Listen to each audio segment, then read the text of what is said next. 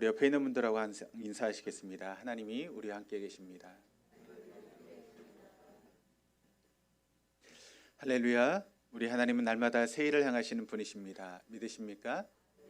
날마다 새 일을 행하신 하나님은 특별한 경우를 제하고는 사람을 통해서 일하십니다. 어떤 사람입니까? 영과 진리로 예배하는 사람. 영으로 예배한다라고 하는 것은 성령의 이끄심을 따라 예배하는 것이고, 또 진리로 예배한다라고 하는 것은 진리의 말씀 앞에 나의 삶을 조종하고 순종하는 것입니다. 오늘도 성령의 이끄심을 따라, 그리고 진리의 말씀 앞에 여러분의 삶을 조종하고 또 순종하심으로 새 역사의 주인공 되시는 저와 여러분 다 될 수 있기를 주님의 이름으로 축원합니다. 한국 교회는 1999년을 이제 90년대를 기점으로 서서히 좀 어떻게 보면 침체되기 시작했습니다. 그런 속에서 코로나 시기를 보내면서 그런 시간들이 더 어려워지기 시작했습니다. 전문가들은 이제 한국 교회가 이전의 영광을 회복하는 것은 좀 어려울 것이다 라고 하는 그런 진단을 내놓고 있습니다. 여러분 어떻습니까? 정말 그럴까요? 한국 교회는 이대로 주저앉고 말 것입니까? 그런데 성경은 우리에게 뭐라고 말씀하고 있는가 하면 그렇지 않다라고 이야기를 하고 있습니다. 내가 이때를 위해서 남은 자를 나만 남겨놓았다라고 분명하게 우리에게 말씀하고 있습니다. 이제부터 그 남은 자와 함께 내가 새 일을 이룰 거야 라고 말씀하고 있습니다. 저는 우리 동덕의 모든 교우들이 그 남은 자가 될 수 있기를 주님의 이름으로 축원합니다. 우리 모두와 함께 새 일을 이뤄가시는 놀라운 하나님의 손길을 함께 체험할 수 있는 우리 동덕의 모든 교우들 다 될 수 있기를 바랍니다. 그래서 하나님은 새 역사의 주인공들인 저와 여러분을 통해서 지금도 그 일을 이뤄가시기를 원하시고 계십니다.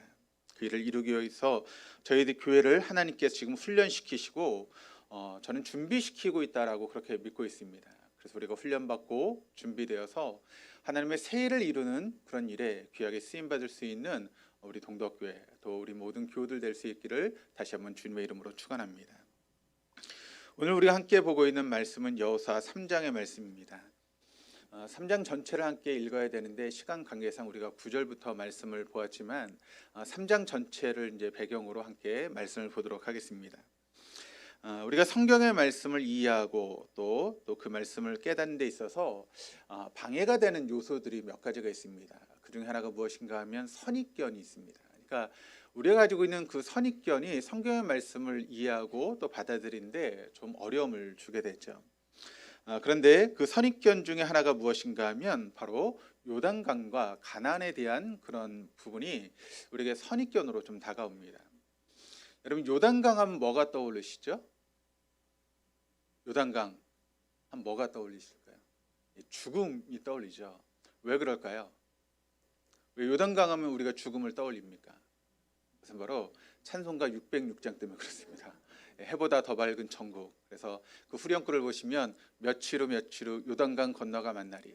며칠 후 요단강 건너가 만나리. 그러니까 마치 요단강을 건너가면 이제 죽음을 맞이하는 것처럼 우리가 그렇게 생각을 하죠. 그래서 요단강은 곧 죽음을 향해 넘어가는 강이다. 이런 생각을 많이 가지고 있습니다. 그리고 가나안은 그와 같은 죽음인 요단강을 넘어가서 우리가 들어가는 천국이라고 하는 그런 생각을 가지고 있습니다. 이런 관점으로 우리가 성경을 보게 되면 모세는 어떻게 됐을까요? 모세는 천국에 들어갔을까요? 요단강을 건너가지 못하고 느보산에서 죽지 않았습니까? 그러면 모세는 천국에 들어가지 못한 것일까요? 그렇지 않죠. 그렇습니다. 가나안은 이스라엘 백성들에게 예비하신 하나님의 땅입니다. 그들이 반드시 차지해야 될 그와 같은 장소죠. 그러므로 요단강은 목표를 이루기 위해서 그들이 나아가는 데 있어서 장애물과 같은 것이 바로 요단강입니다. 그러니까 죽음의 그런 의미가 아니라는 것이죠. 여러분 지금 왜 이 자리에 앉아 계십니까? 왜 이 자리에 나와서 지금 이렇게 앉아 계시죠? 여러분 할 일이 없어서 지금 이 자리에 나오셨습니까? 갈 곳이 없어서 지금 이 자리에 나오셨습니까? 아니죠. 왜 우리가 이 자리에 나왔습니까? 바로 마지막 때에 하나님의 찾으시는 사람들이기 때문에 여러분이 지금 이 자리에 앉아 계신 것입니다. 사실 여러분 이런저런 이유로 교회를 떠나가신 분들이 얼마나 많이 있습니까? 또 코로나 사태를 우리가 겪으면서 한국 교회가 여러분 숫자가 30% 이상 줄었다라고 하는 그런 통계가 있습니다. 그러니까 코로나 사태를 우리가 경험하면서 많은 분들이 교회를 떠나갔습니다. 그런데 여러분은 아직도 이 자리를 지키고 있는 이유가 무엇입니까? 왜 그렇죠? 바로 마지막 때에 주님이 찾으시는 그 사람이기 때문에 하나님께서 지금 여러분을 강력하게 붙들고 계셔서 여러분이 지금 이 자리에 나와서 예배 드리는 줄 믿습니다. 마지막 때에 주님이 하시는 그런 일에 준비된 사람이기 때문에 하나님께서 여러분들을 이 자리로 좀 부르시고 이 자리에 앉아서 함께 예배하며 하나님의 말씀을 듣고 있는 것입니다. 그렇습니다. 여러분 마지막 때에 세상을 변화시킬 남은 자들, 바로 키펄슨, 열쇠가 되는 그런 사람들입니다. 그런 의미에서 여러분들은 하나님의 최종 병기입니다. 하나님의 비장의 무기이고 새 역사를 이뤄갈 수 있는 하나님의 사람이다라고 하는 것을 믿으시기를 바랍니다. 그리고 하나님은 그런 사람들을 통해서 저와 여러분을 통해서 바로 새 역사를 지금도 이뤄가시는 줄 믿습니다. 그러나 지금 우리가 새 역사의 주인공으로 살아간다라고 하는 것은 말처럼 쉽지는 않습니다. 우리에게 둘러싸이는 상황이 녹록하지가 않습니다. 러우 전쟁으로 인한 여러분 경제적인 어려움이 우리에게 있고 또 우리가 여러분 얼마나 삶의 분주한 가운데 삶을 살아갑니까? 시간을 내는 것이 너무나 힘들고 어려운 그런 상황 가운데 우리가 지금 삶을 살고 있지 않습니까? 그리고 우리가 지금 마주 대하고 있는 그와 같은 여러 가지 상황들은 마치 밑빠진 독에 물을 붓는 것 같은 그런 여러 가지 상황들이 우리의 삶 가운데 놓여 있다는 것입니다. 그렇다면 이와 같은 상황 가운데 넘실거린 요단강을 건너서 우리가 어떻게 가나안 땅으로 들어갈 수 있는 것일까요? 오늘 말씀을 통해서 함께 그 의미를 함께 살펴보고 은혜를 받는 시간을 갖도록 하겠습니다. 본문 말씀 속에서 이스라엘 백성들이 요단강을 건너는 모습을 우리가 주의 깊게 살펴보면 우리를 가로막고 있는 이 현실적인 문제를 해결할 수 있는 지혜를 얻게 됩니다. 그런 지혜를 얻을 수 있는 우리 동독의 모든 교우들 될 수 있기를 주님의 이름으로 축원합니다. 우리가 함께 오늘 본문의 말씀을 보면서 제일 먼저 우리가 물어야 될 질문이 있습니다. 그것은 무엇인가 하면 왜 이스라엘 백성들이 요단을 건넜을까요? 그 이유가 무엇 때문입니까? 우리 8절 말씀을 한번 함께 보도록 하겠습니다. 8절 말씀에 답이 들어있는데 같이 한번 읽겠습니다. 너는 언약궤를 맨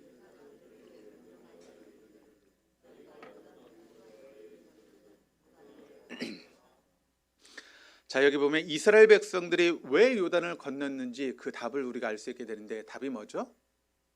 하나님께서 명령하셨기 때문입니다. 그러니까 하나님 명령이 있었기 때문에 지금 이스라엘 백성들이 지금 요단강을 건너가고 있는 것입니다. 그렇다면 왜 하나님이 이스라엘 백성들에게 지금 요단강을 건너라고 명령하고 있는 것일까요? 그 이유는 무엇 때문이죠? 7절 말씀을 함께 읽겠습니다. 여호와께서 여호수아에게 이르시되 내가 오늘부터 시작하여 너를 온 이스라엘의 목전에서 크게 하여 내가 모세와 함께 있었던 것 같이 너와 함께 있는 것을 그들이 알게 하리라. 그렇습니다. 하나님께서 지금 이스라엘 백성들로 하여금 요단강을 건너라고 말씀하신 그 이유는 바로 모세와 함께 있었던 것처럼 내가 지금 여호수아와 함께하고 이스라엘 백성들과 함께하고 있다라고 하는 것을 이스라엘 백성들에게 알리고 바로 모든 이방 민족들에게 그것을 알게 하기 위해서 내가 지금 너희들에게 요단강을 건너라고 명령하고 있는 것이다라고 하나님이 밝히고 있다는 것이죠. 이것이 바로 오늘 본문의 핵심이 되는 말씀입니다. 근데 여러분 이 말씀 가운데 정말 더 중요한 것은 무엇인가 하면 하나님께서 지금 이런 말씀을 하고 계시죠. 그런데 여호수아가 그 말씀을 꽉 붙들었다는 것입니다. 그 말씀을 자기의 것으로 받아들였다는 것입니다. 이게 얼마나 중요한 일입니까? 여러분 우리가 신앙생활하면 수도 없이 많은 말씀을 듣지 않습니까? 얼마나 많은 말씀을 듣습니까? 우리가 새벽 예배까지 참석을 하면 한 주간 동안 여러분 하나님 말씀을 10번 이상 듣게 됩니다. 근데 여러분 그 말씀을 들으시면서 그 말씀이 내 말씀으로 여러분 받아들이시는 경우들이 얼마나 있습니까? 아, 저 말씀은 내 말씀이야. 저 말씀은 나에게 주시는 말씀이야. 여러분 그렇게 말씀을 받아들이십니까?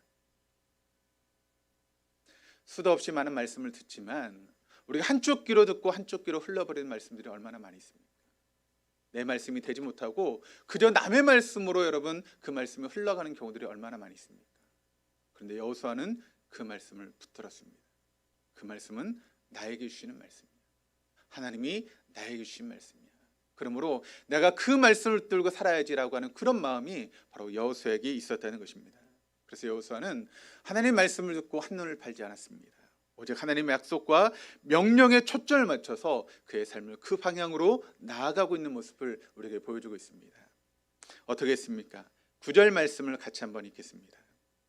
여호수아가 이스라엘 자손에게 이르되 이리 와서 너희의 하나님 여호와의 말씀을 들으라 하고, 그러니까 하나님의 약속의 말씀을 꽉 붙잡은 여호수아는 즉시 그것을 이스라엘 백성들에게 알려주었습니다.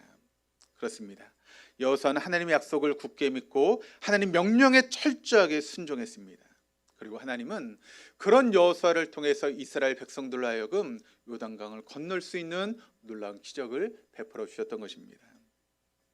2절에서 4절까지 말씀을 같이 한번 읽어보도록 하시겠습니다. 사흘 후에 관리들이 진중으로 두루 다니며 백성에게 명령하여 이르되 너희는 레위 사람 제사장들이 너희 하나님 여호와의 언약궤 매는 것을 보거든 너희가 있는 곳을 떠나 그 뒤를 따르라. 그러나 너희와 그 사이 거리가 2000 규빗쯤 되게 하고 그것에 가까이 하지는 말라. 그리하면 너희가 행할 길을 알리니 너희가 이전에 이 길을 지나보지 못하였음이니라 하니라. 자, 그렇습니다. 요단을 건너기 위한 하나님의 첫 번째 처방은 무엇인가 하면 바로 언약궤를 앞세우고 그 뒤를 따라가라라고 하는 그런 말씀을 지금 하나님께서 이스라엘 백성들에게 내리셨다는 것입니다. 여러분, 언약궤가 뭡니까? 언약궤가 뭐죠? 언약궤는 하나님의 임재의 상징 아니겠습니까? 하나님이 그들과 함께 하시고 있다라고 하는 것을 의미하는 것이 바로 언약궤입니다. 그래서 이스라엘 백성들 여러분, 출애굽을 할 때 보게 되면 언약궤가 앞서가면 하나님께서 우리보다 앞서가시는구나. 그러므로 우리가 언약궤를 따라간다라고 하는 것은 하나님을 따라간다라고 하는 그런 의미 아니겠습니까? 그리고 하나님께서 우리를 이끌어 가신다라고 하는 그런 믿음을 가지고 이스라엘 백성들이 그 언약궤를 믿음으로 따라간 것입니다. 그런데 이 언약궤와 이스라엘 백성들의 사이를 2000 규빗을 띄어라라고 말씀하고 있습니다. 한 규빗이 어느 정도 되는가 하면 한 규빗이 이제 남성의 팔꿈치에서 손끝까지의 거리를 한 규빗이라고 그렇게 이야기를 합니다.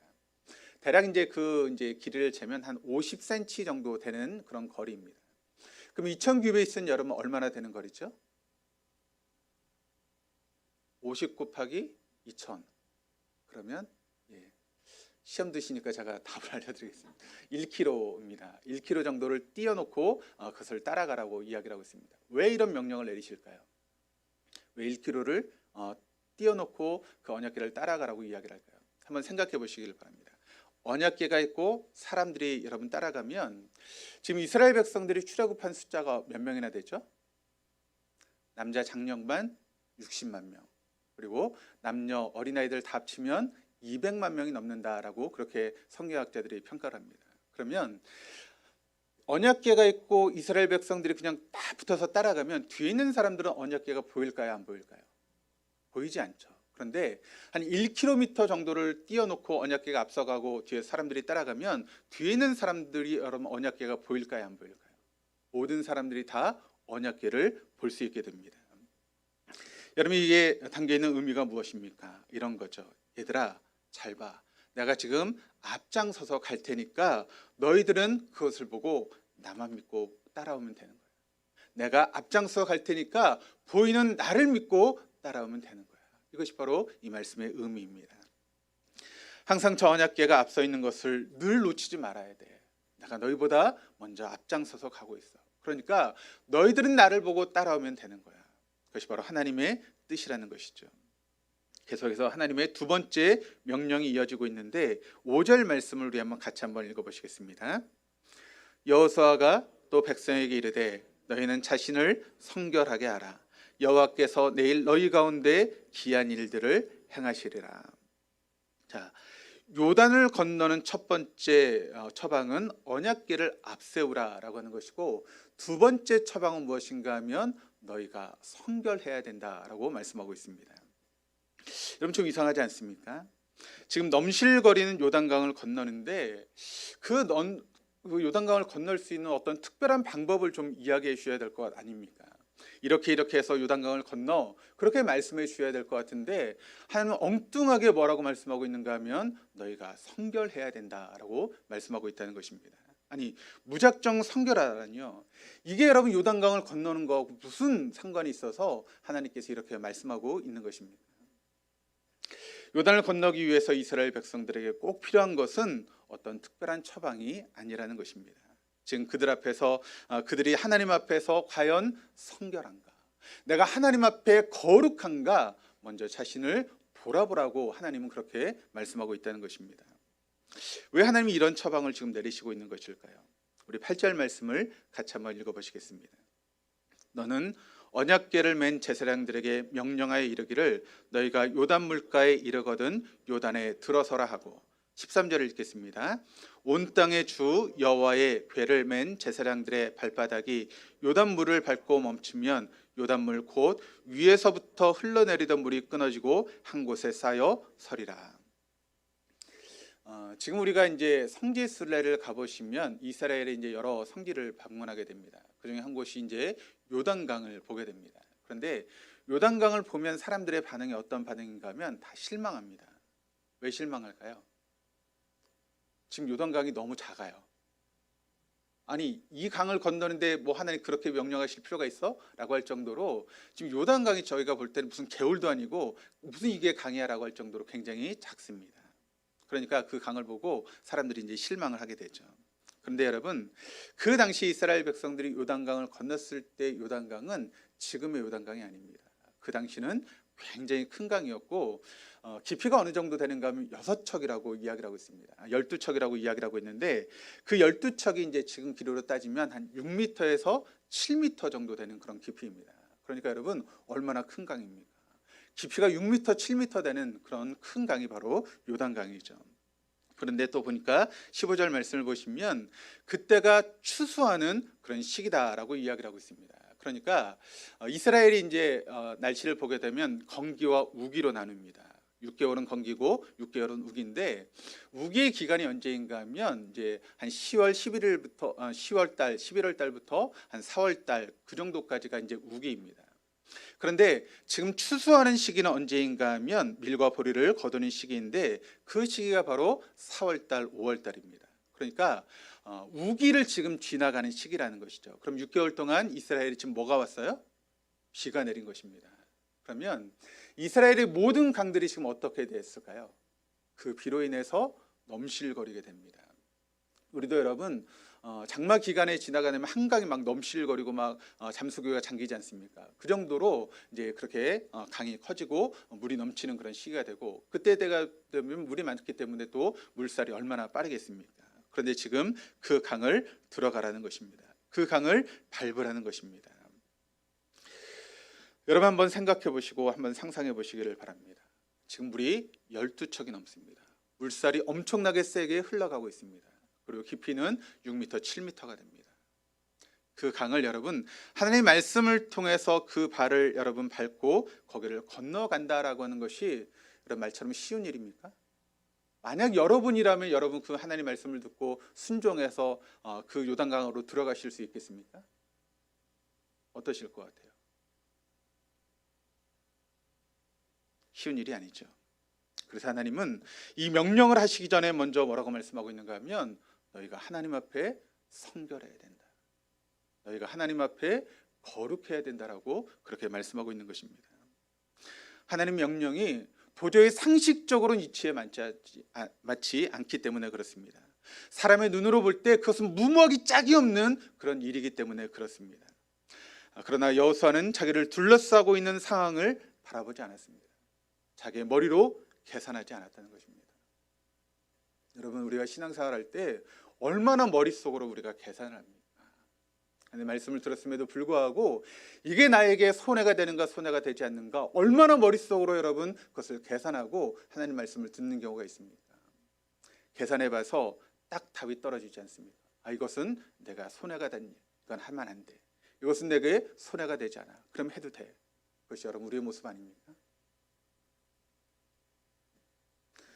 그런데 여러분, 우직하게 하나님의 약속을 믿고 하나님 명령에 철저하게 순종했던 것이 바로 여호수아였다라고 하는 것을 오늘 말씀이 우리에게 증거하고 있습니다. 그래서 여러분, 결국 어떻게 되었습니까? 우리 15절 16절 말씀을 같이 한번 읽어보시겠습니다. 요단이 곡식 거두는 시기에는 항상 언덕에 넘치더라. 궤를 맨 자들이 요단에 이르며 궤를 맨 제사장들의 발이 물가에 잠기자 곧 위에서부터 흘러내리던 물이 그쳐서 사르단에 가까운 매우 멀리 있는 아담 성읍 변두리에 일어나 한 곳에 쌓이고 아라바의 바다 여매로 향하여 흘러가는 물은 온전히 끊어짐에 백성이 여리고 앞으로 바로 건널세. 언약궤를 맨 제사장들이 앞장서서 넘실거린 요단강에 발을 들여놓게 됩니다. 그러자 철철 넘치던 그 물이 끊어지게 되었다라고 이야기를 하고 있습니다. 그리고 그들은 마른 땅을 밟고 무사히 요단강을 건너게 되었다라고 성경이 우리에게 밝히고 있습니다. 그렇습니다. 하나님은 하나님의 방법으로 하나님의 일을 성취해 가십니다. 우리의 생각과 전혀 다르다는 것이죠. 우리의 이성과 전혀 다르다는 것입니다. 우리의 경험과 상관이 없다는 것입니다. 우리는 우리의 이성으로, 우리의 생각으로, 우리의 경험으로 어떤 일을 해나가려고 하지 않습니까? 그런데 하나님은 그렇게 행하시는 분이 아닙니다.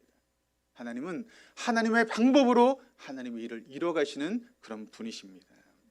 그러기에 우리가 하나님 말씀에 철저히 순종해야 되는 이유가 바로 여기에 있는 것입니다. 이스라엘 백성들은 단 한 사람도 털끝 하나 상하지 않고 그들이 무사히 다 요단강을 건너갈 수 있었다는 것입니다. 그렇다면 오늘 말씀의 거울 앞에 한번 여러분들을 세워보시기를 바랍니다. 다시 한번 말씀드립니다. 여러분은 주님이 지금 이 마지막 때를 위해서 예배해 놓으신 남은 자들이라고 하는 것을 여러분 잊지 마시기를 바랍니다. 이제부터 저와 여러분을 통해서 하나님은 새 일을 이루어 가시려고 하는 그런 여러 가지 계획들을 가지고 계시다는 것입니다. 여러분, 마지막 때의 세상을 변화시킬 하나님의 키펄슨, 바로 열쇠와 같은 사람들입니다. 하나님은 여러분을 최종 병기로 사용하시기를 원하십니다. 여러분, 하나님의 비밀 병기입니다. 하나님의 새 역사를 이루는 그런 사람들이라고 하는 것을 잊지 마시기를 바랍니다. 여러분을 통해서 지금도 하나님은 새 역사를 펼쳐가기를 원하시고 있다는 것입니다. 그래서 우리를 훈련시키고 준비시키고 있는 것이죠.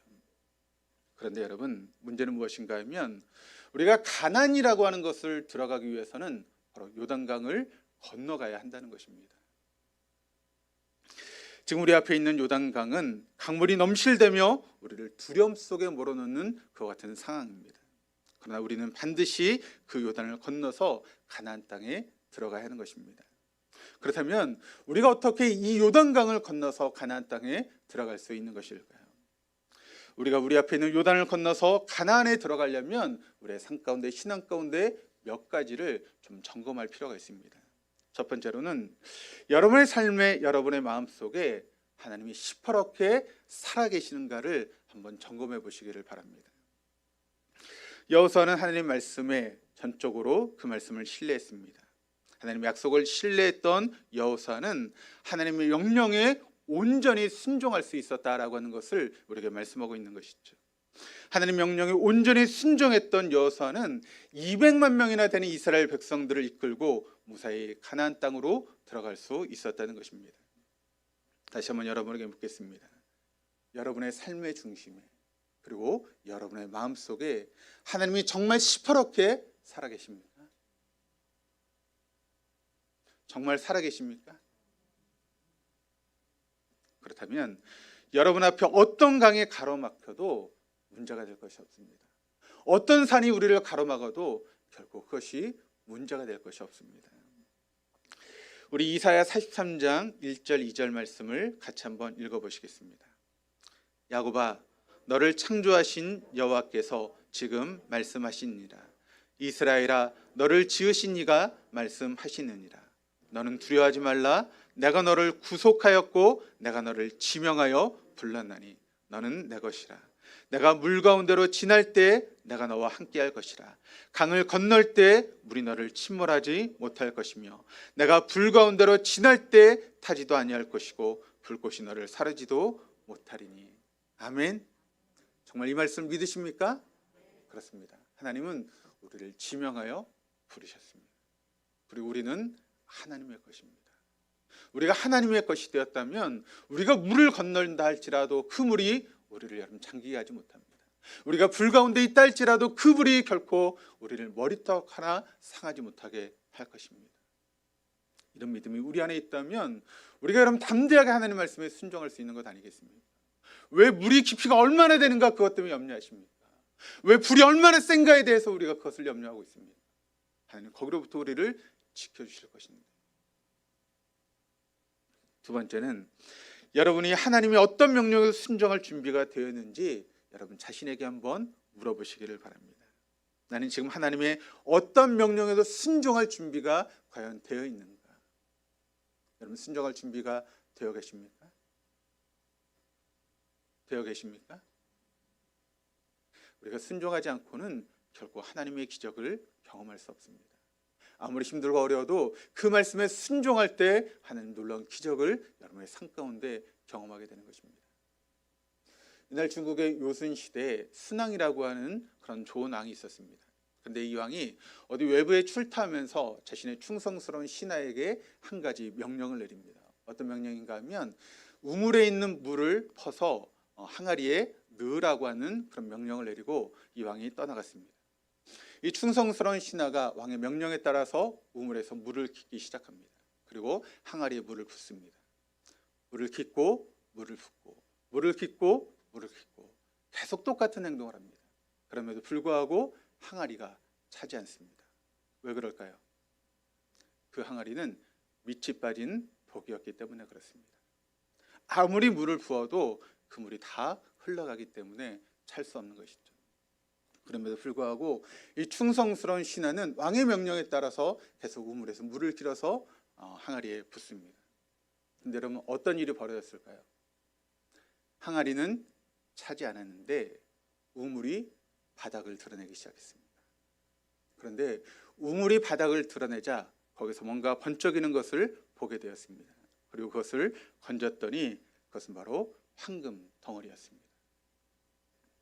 왕이 행차를 마치고 돌아왔습니다. 신하는 이 황금 덩어리를 들고 임금 앞에 갔습니다.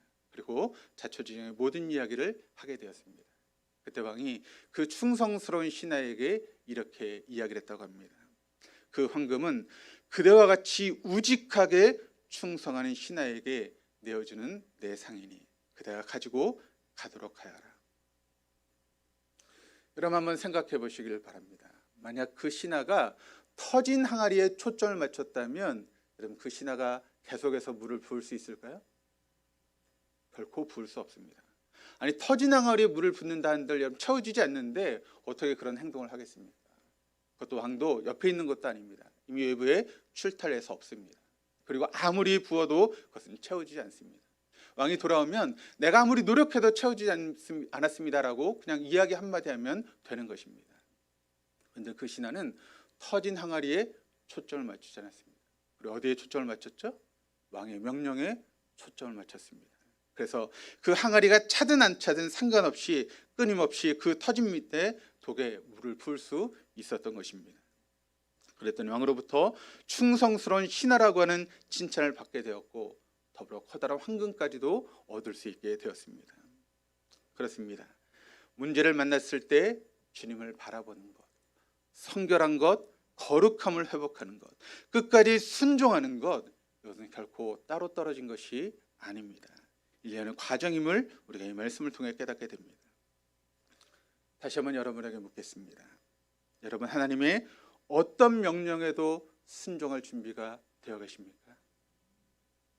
그러면 여러분의 생각에는 도저히 이루어질 수 없는 일도 하나님이 하나님의 방법을 통해서 반드시 이루어 가실 것입니다.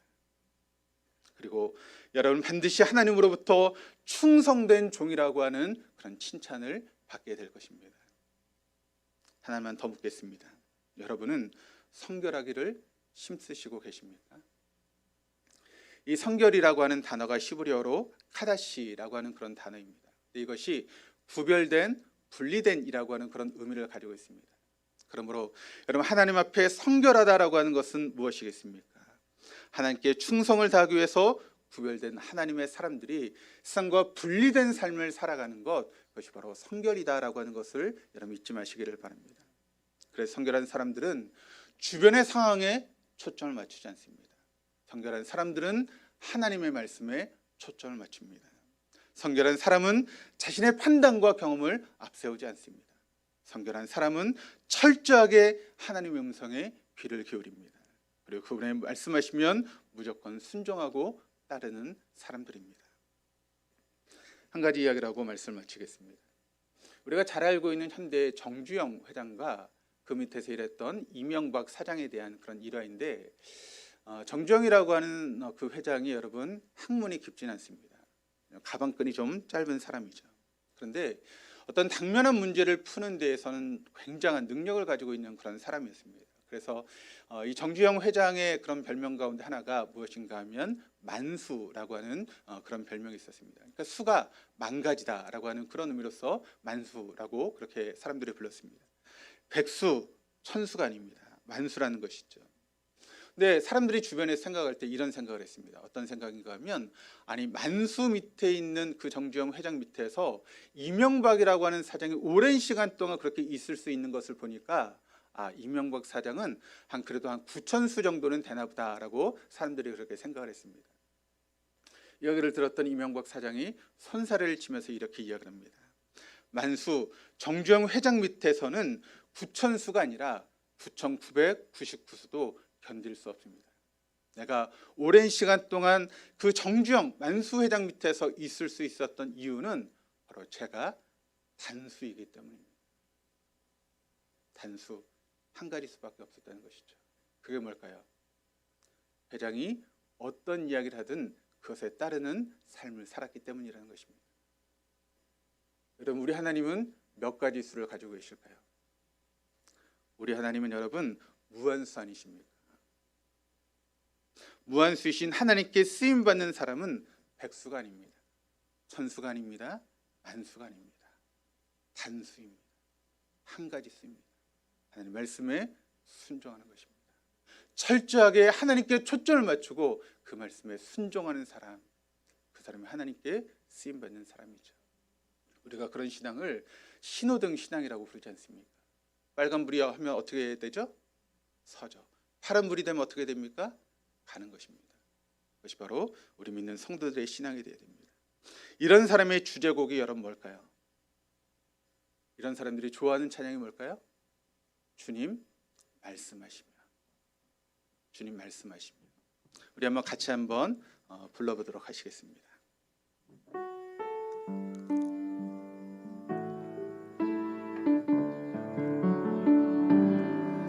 주님 말씀하시면 내가 나가리라. 주님 뜻이 아니면 내가 멈춰서리다. 나의 가고 서는 것 주님 뜻에 있으니 오 주님 나를 이끄소서. 주님 말씀하시면, 주님 말씀하시면 내가 나가리다. 주님 뜻이 아니면 내가 멈춰서리다. 나의 가고 서는 것 주님 뜻에 있으니 오 주님 나를 이끄소서. 뜻하신 그곳에 나 있기 원합니다. 이끄시는 대로 순종하며 살리니 연약한 내 영혼 통하여 일하소서. 주님 나라와 그 뜻을 위하여 뜻하신 그곳에 나 있기 원합니다. 이끄시는 대로 순종하며 살리니 연약한 내 영혼 통하여 일하소서. 주님 나라와 그 뜻을 위하여.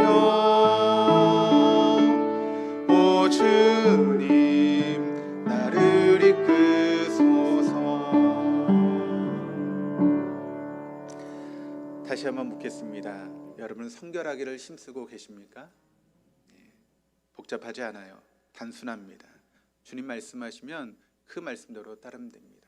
신호등 신앙처럼 주님께서 멈춰서라 하시면 멈춰서고, 파란불이 켜지면 주님 말씀에 따라 우리가 나아가면 되는 것입니다. 성결한 사람만이 순종할 수 있습니다.